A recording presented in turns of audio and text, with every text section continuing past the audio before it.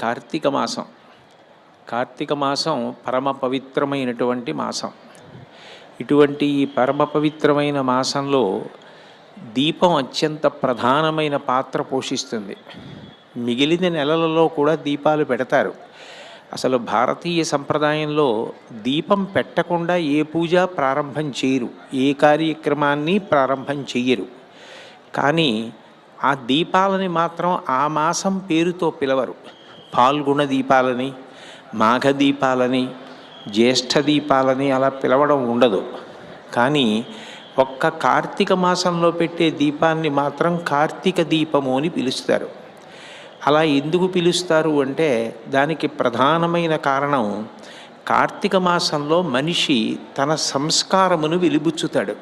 సమస్త ప్రాణులను ఉద్ధరించడానికి మనిషి తన కర్తవ్యాన్ని తాను నిర్వర్తిస్తాడు.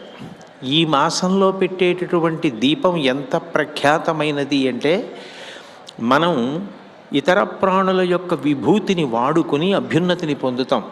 ఒక ఆవు పాలిస్తే ఆ పాలతో అభిషేకం చేసుకుని పుణ్యాన్ని పొందుతాం. ఒక మారేడు చెట్టు యొక్క దళాలు కోసి శివలింగం మీద పూజ చేసి పుణ్యాన్ని సంపాదించుకుంటాం.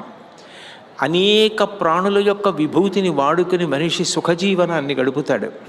కానీ అన్ని ప్రాణులను ఉద్ధరించడానికి మనిషికి అవకాశం కలిగేటటువంటి మాసం కార్తీక మాసం. అందుకే ఈ నెలలో పెట్టేటటువంటి దీపాలు పెట్టిన తరువాత త్రయంబకమావాహయామి, దామోదరమావాహయామి, ఈ రెండు మాటలలో ఏదో ఒకటి చెప్తారు. ఈ దీపంలోకి నేను త్రయంబకుణ్ణి ఆవాహన చేస్తున్నాను లేదా దామోదరుణ్ణి ఆవాహన చేస్తున్నానని శివకేశవుల మధ్య ఏ విధమైన భేదాన్ని పాటించకుండా ఇద్దరి రూపంగా ఒక తత్వమే ప్రకాశిస్తోంది అని ఆ దీపం మీదకి ఆవాహన చేసి, కీటాపతంగా మశకాశ్చ వృక్షా జలే స్థలే ఏ నివసంతి జీవా దృష్ట్వా ప్రదీపం నచ జన్మభాగిన అంటారు. అనేకమైన పురుగులు ఉంటాయి. నీళ్లల్లో తిరిగే పురుగులు, భూమి మీద తిరిగే పురుగులు, భూమి మీద పెరిగిన చెట్లు, ఇవన్నీ కూడా తమంత తాము పుణ్యం చేసుకోలేవు. అందుకని ఇప్పుడు నేను పెడుతున్న ఈ దీపపు వెలుగు ఈ ప్రాణులన్నింటి మీద పడిన కారణం చేత అవన్నీ కూడా మోక్షమును పొందుగాక.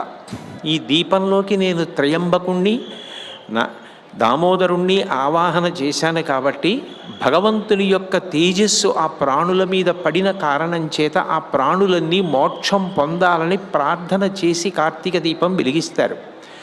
అంత పరమ పవిత్రమైనటువంటి దీపం కార్తీక దీపం. ఈ కార్తీక దీపం వెలిగించడంలో మనిషి యొక్క సంస్కారము వ్యక్తమవుతుంది. ఒక మనిషిగా పుట్టినందుకు తాను ఇతర ప్రాణులన్నింటినీ ఉద్ధరించడానికి అవకాశం కలిగేటటువంటి మాసం కార్తీక మాసం. ఇతర మాసాల్లో దీపాలు పెట్టి ఇటువంటి ప్రార్థన చేయడం సాధ్యం కాదు.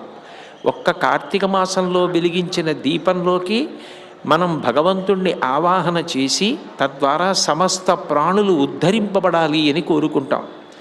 కాబట్టి దాన్ని సంస్కారము అంటారు.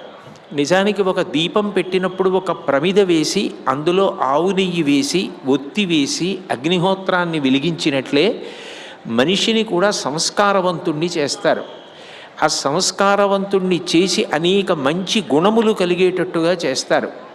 ఆ మంచి గుణములు కలిగేటట్టుగా చెయ్యడం కోసమే గురువుల్ని సేవించడం, మంచి గ్రంథాలు చదవడం, మంచి మంచి కళలు తెలుసుకోవడం, పెద్దల యొక్క ప్రసంగాలు వినడం, ఇవన్నీ మనిషికి అత్యుత్తమమైన సంస్కారాన్ని, మంచి గుణములను కల్పిస్తాయి. ఎన్ని గుణములను మనిషి పొంది ఉంటాడో నిజానికి అన్ని